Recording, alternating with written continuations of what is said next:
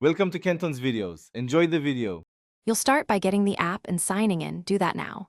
Once installed, pick a voice number or choose to port an existing number. This gives you a reachable ID. Make sure you grant microphone, contacts, SMS, and storage permissions so calls and texts work seamlessly.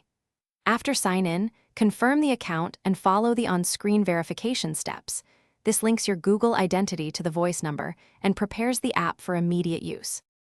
Now configure the app's core features to match how you use your phone. First, set call forwarding. Add your Samsung number or another device so calls ring where you want them. Next, turn on voicemail transcription and adjust notifications so you never miss messages. Also enable text forwarding and sync contacts so messages show the right names.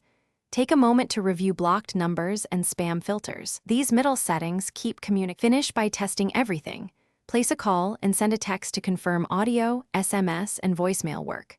Once done, customize quick access.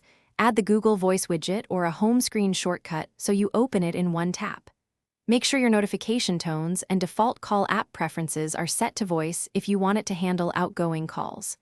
If something goes wrong, restart the app and phone, recheck app permissions, and toggle Wi-Fi or mobile data to resolve common connectivity or permission glitches.